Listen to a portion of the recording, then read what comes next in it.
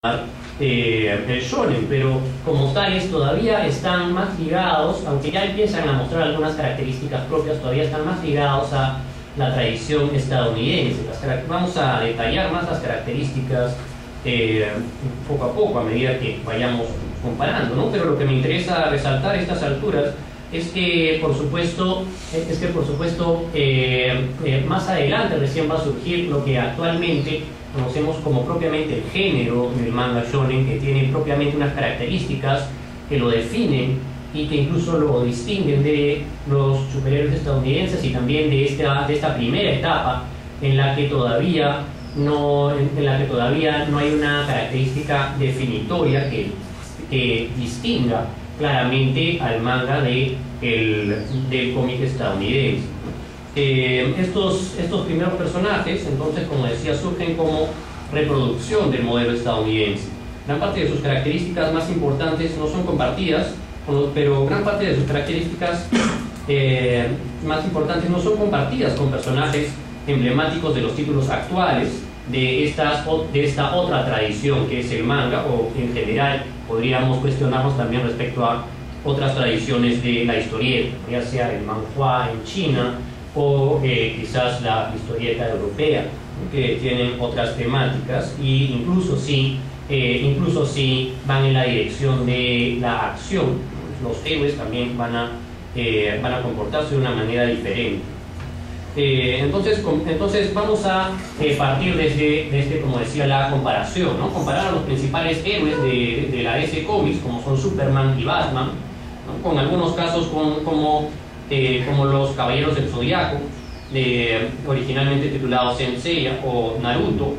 Del mismo manga Naruto, o Goku de Dragon Ball, ¿no? Y Dragon Ball Z.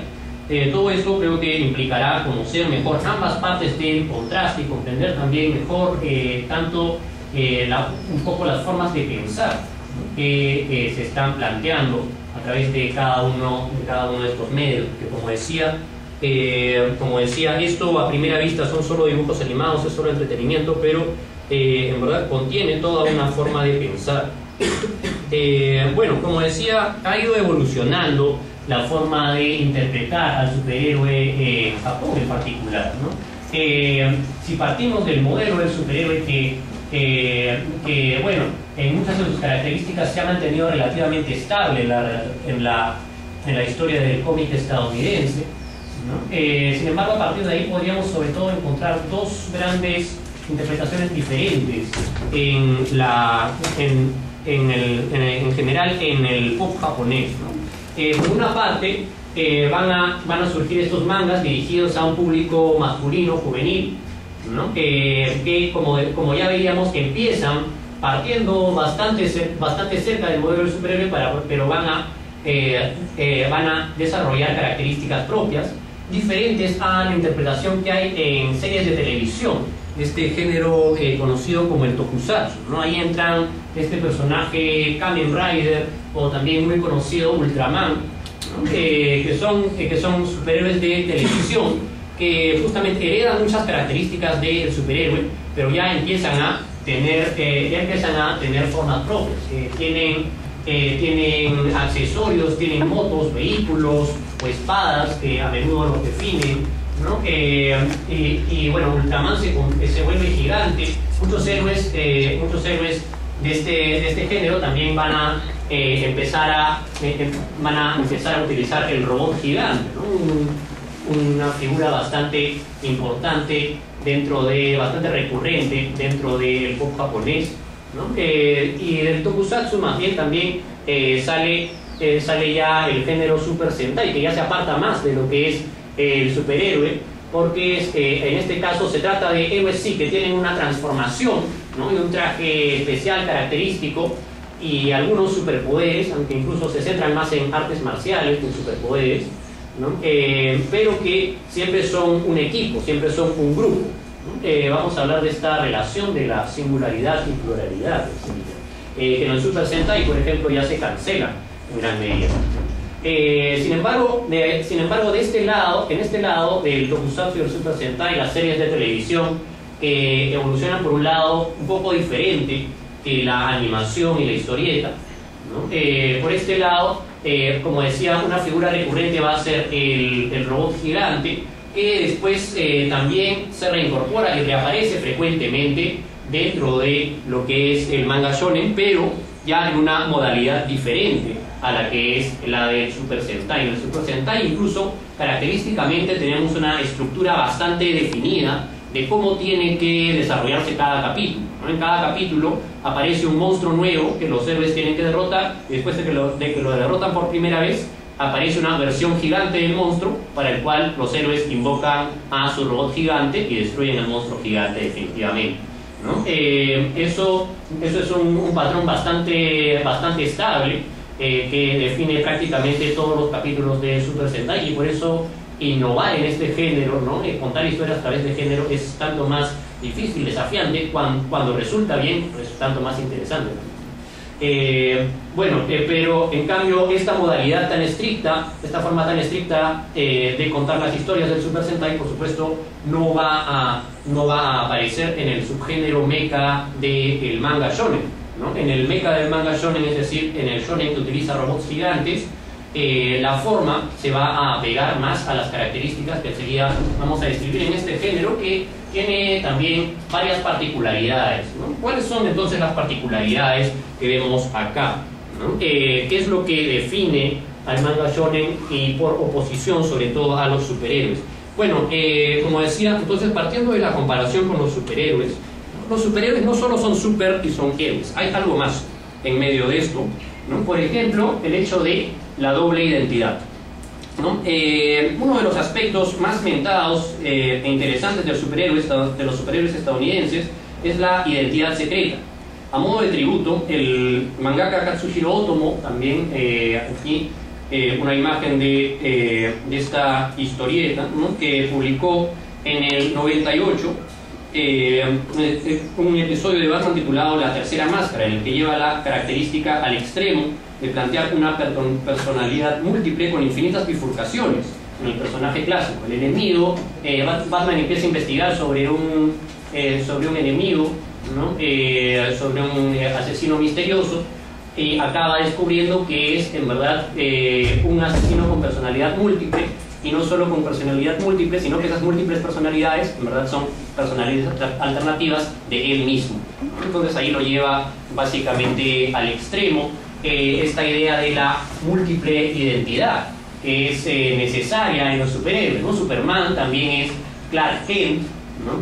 Son casi dos personajes distintos, pero a la vez la misma persona, igual que Batman es Bruce Wayne o Bruno Díaz, el Hombre Araña es Peter Parker, ¿no? Etc.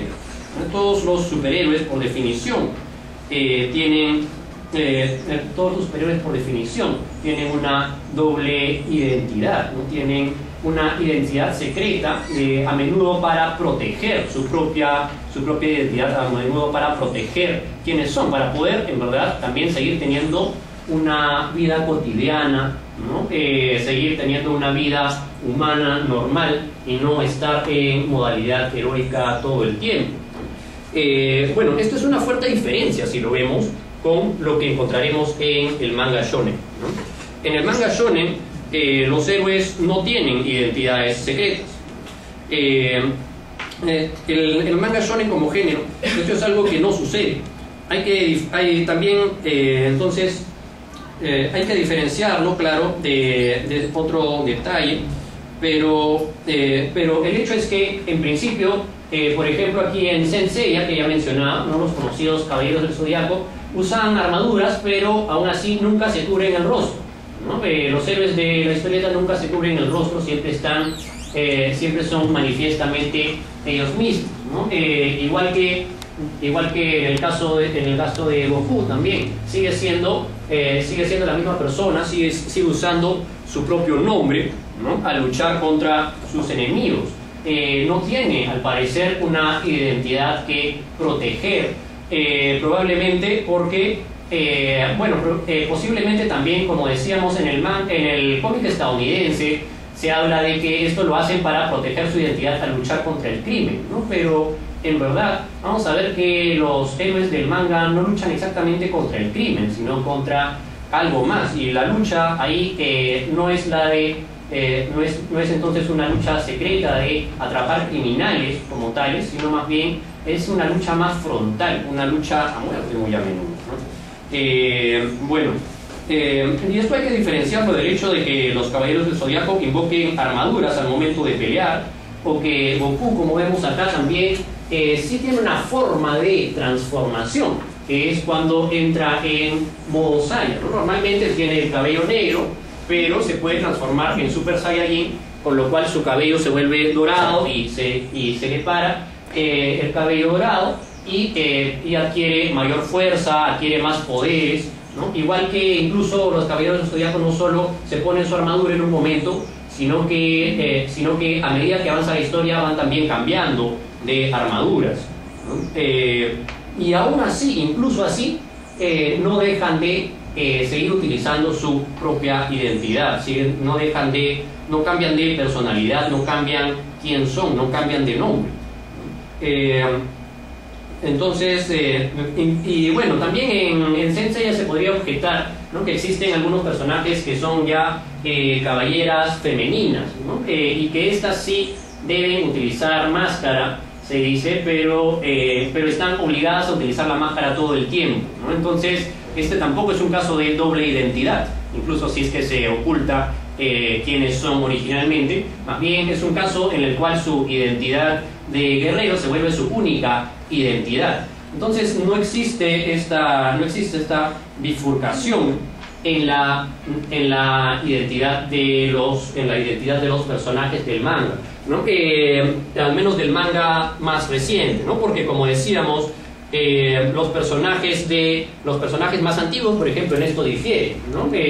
Estos personajes más bien van a ocultar en un principio quiénes son, ¿no? Y van a tener una identidad distinta, igual que en el caso del Tokusatsu y el Super Sentai. También hay una máscara que oculta quién es el personaje, que después se transforma en héroe y que tiene una doble vida en ese sentido. Sin embargo, incluso más central, creo que esta primera diferencia es una característica llamativa, porque tiene que ver con las máscaras y los trajes, pero considero más importante el hecho de que el superhéroe es un personaje único, ¿no? Eso también es bastante particular, ¿no? Superman, entonces, es necesariamente el último hijo de Krypton. Si aparecen otros de su planeta, estos son rostros fantasmales e inverosímiles. En verdad son solo copias del mismo que se vuelven rápidamente intrascendentes para cualquier continuidad en la historia, ¿no? Superman tiene la característica de que no existe nadie más como él, es único en la Tierra, es el único kryptoniano que existe en la Tierra, y su planeta incluso ha explotado, por lo cual no pueden existir casi prácticamente en el universo ningún otro personaje igual a él, ¿no? De vez en cuando, claro, como decía, aparecen algunas copias, algunos ecos, ¿no? Aparece Superchica, por ejemplo, pero ¿quién se acuerda de Superchica? Es un personaje completamente irrelevante, ¿no? Aparece uno que otro enemigo que viene del planeta Krypton en algunas películas, pero esos enemigos no son nunca tan trascendentes como otros, no son rápidamente derrotados y vuelven a desaparecer. El hecho de que los superhéroes tengan copias no es lo mismo que el hecho de que exista multiplicidad de ellos, ¿no? Superman, las copias son llevadas al ridículo y al extremo, ¿no? Aparte de Superchica está Superboy, y de vez en cuando incluso aparece Krypto el Superperro, ¿no? Que obviamente no presta ningún sentido, ninguna relevancia a la historia. Superman, entonces, en esencia es único, ¿no? Igual que todos los demás superhéroes, en verdad, ¿no? Sea por un experimento fallido e irreplicable, porque posee tecnología exclusiva o un don particular, el hecho es que no hay nadie más que el héroe que comparta sus características. Entonces aquí, por ejemplo, tenemos a Peter Parker siendo mordido por la araña radioactiva, ¿no? El hombre araña adquiere sus poderes al ser mordido por una araña experimental mutante, que por alguna extraña razón solo existía una araña en ese experimento, y por alguna extraña razón Peter Parker es el único que es mordido por esta araña. Claro, si la araña escapa, o si este experimento lo hubieran hecho de forma más metódica, sería muy probable que haya muchos Spider-Mans, muchos hombres araña yendo por ahí, pero el hecho es que solo puede existir uno.